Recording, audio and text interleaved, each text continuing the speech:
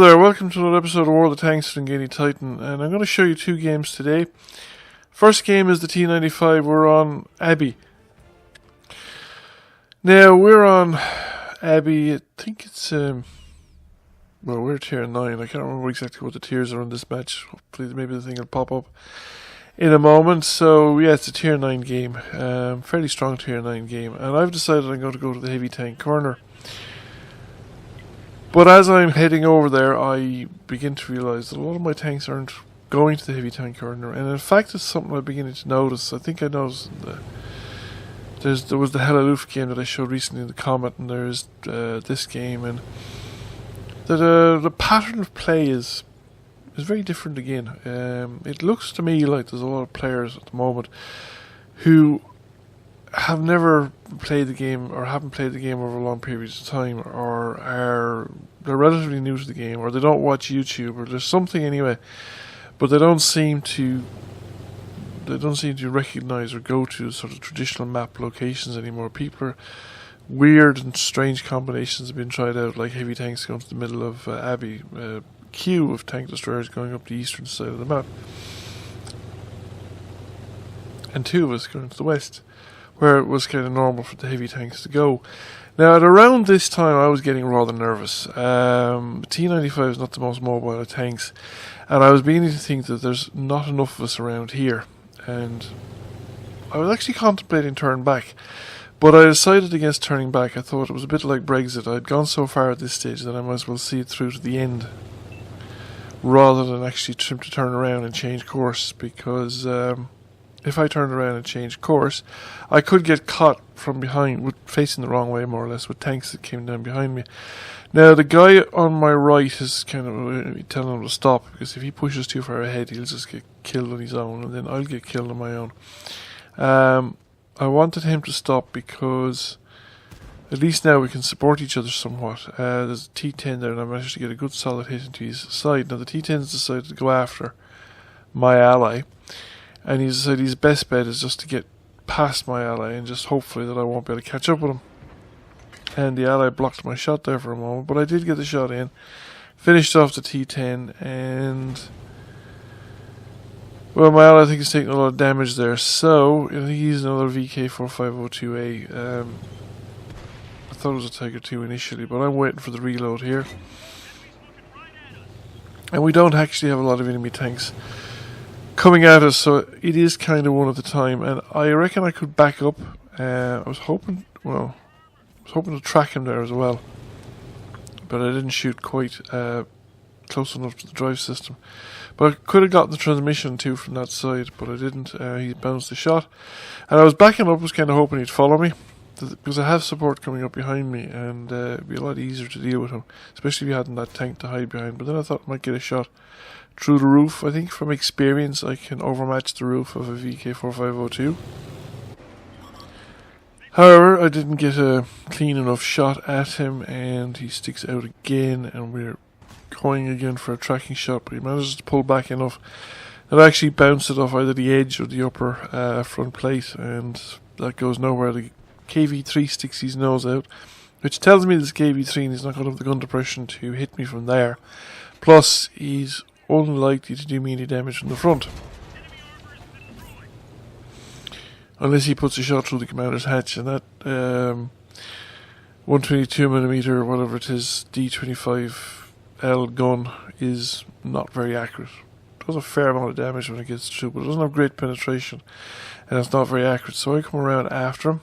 Now, he misses with his shot, but he actually does the right thing in the sense that he's successfully circling me in a KV3, which is amazing when you think about it, because the KV3 is not exactly a fast tank by any stretch of the imagination.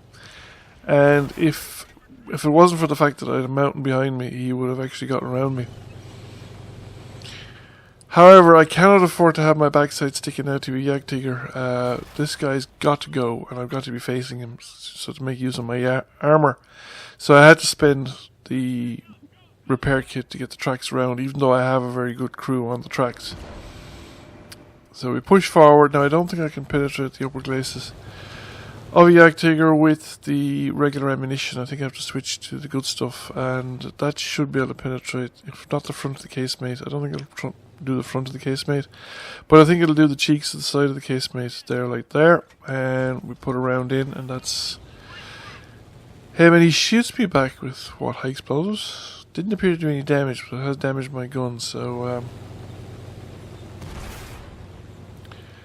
we push forward, damage gun, yes, we just need to get closer. And that shot goes more or less exactly where I want it anyway.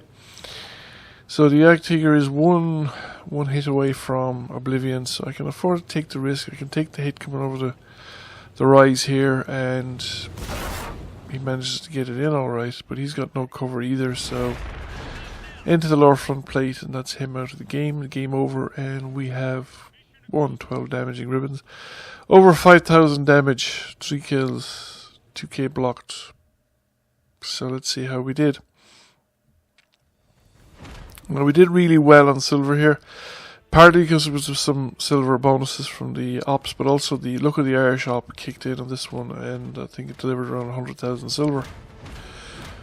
This gives us a high caliber and a first class mastery, and can't really argue with that. We obviously got a firefight. We got 11,000 experience as well, but that's, again, a lot of experience boosters. I've been using my experience boosters for all the grinding that I've been doing, so I've actually managed to burn through most of my experience boosters. I think I have a bunch left from some of the Winter Games charity operations now, where I have another bunch of about 3 boosters, quite a large stack of them as well. The next game is on Live Oaks, and again it's a Boilermaker this time.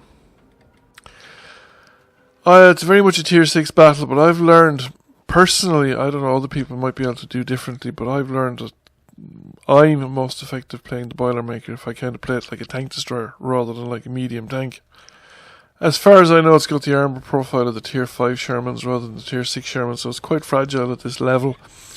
And the gun is good, but it is don't have as good a gun depression as you might expect from an American medium tank or British American kind of hybrid, because obviously the Firefly had the British 17 pounder instead of the standard 75mm gun that the American Sherman came with. And the British actually used them more like a tank destroyer, except they didn't use them as tank destroyers per se. What they used them was kind of an overwatch tank, where if British Shermans were advancing, regular Shermans, they'd have Fireflies in overwatch positions to use the superior penetration and characteristics of the 17 pounder gun to destroy any German tanks that would reveal itself by firing at the advancing British tanks.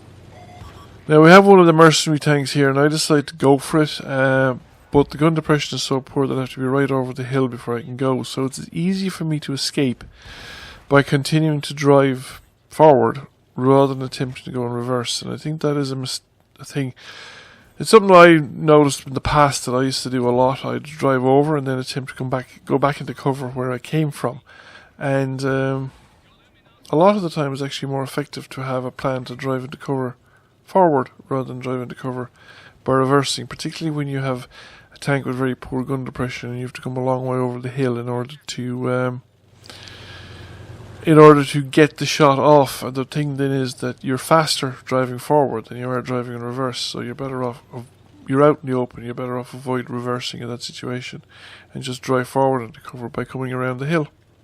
Now I will notice at this point that I actually have 9 spotting or assisted damage ribbons from spotting, whereas I have 2 direct hits, and I think I'm quite pleased with that, because assisted damage for spotting is still useful to your team, and the Firefly isn't bad for spotting stuff. As you can see here, my view range, well, it's just about the same as my detection range. I don't have a great tank for detecting, for what you call it.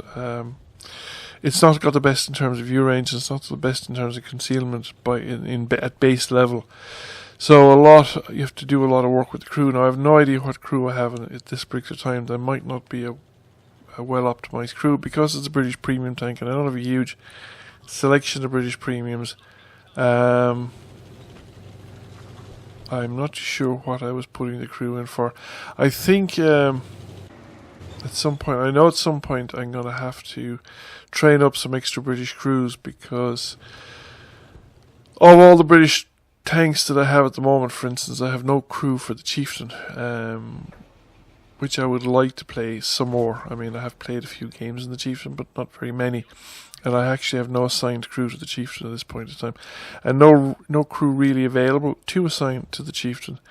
I also have, at some stage I'd probably like to play the FE4202, now that it has become a tier 10 tank again.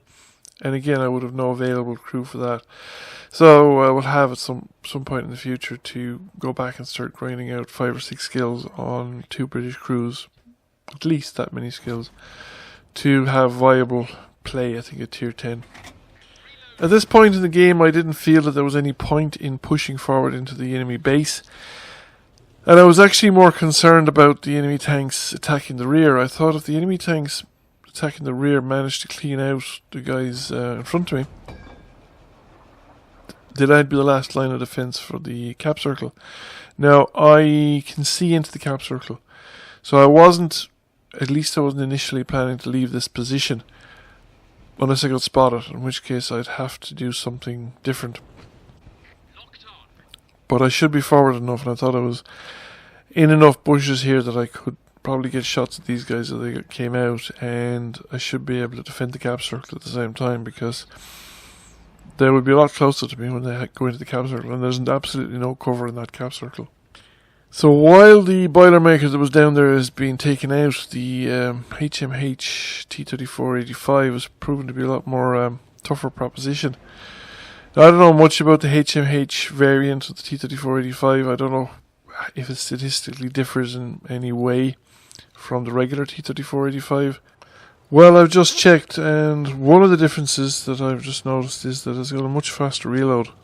So with a decent crew, that reload could be much faster again, and this is one of the things that I actually completely underestimate about it, as you will see later on. In the meanwhile, I run into the ARL-44 and I just start farming damage out of him. I'm almost certainly out of his view range. He doesn't have a great view range, and the turret armor is useless. The tracks will absorb shots. The hull armor will actually bounce a surprising amount of shots, even though it's not great armor values, but it's very well sloped, and it will actually bounce quite a surprising number of shots. But if you get any kind of decent shot on it at all, any kind of flat shot on it, it has to be angled. Well, it's not just the well sloping, it has to be kind of angled towards you as well to really bounce shots. If you have the chance to shoot at it when it's more or less flat at you or facing at you directly, you'll probably penetrate. And I think the 17 pounder would have no problem, but this is where I underestimate the T-3485H, MH, whatever it is. Because I completely underestimated his reload. I thought I could come out here, put a round into him, and put a second round into him before he got a round off on me. That I'd have the much faster reload, but the HMH version actually has got a significantly faster reload than the regular Top Gun T-3485, and therefore I paid the price for it. But the performance overall wasn't bad. Like, I mean, I could have gotten away with it. You know, it's just a bit. If you had, I suppose he hit me as well the first shot, but I was more or less supposed going to take that shot anyway. So we got another very good money making round again. The week again, just from the whole Winter Games. Call it Winter Games Charlie. It's pretty generous with the silver, and we came third by experience, second class mastery. So thank you for watching. I hope you enjoyed the video. If you did, please give it a like, share. Feel free to comment. If you've not already done so, please subscribe to the channel. I will catch you all again soon. Bye for now.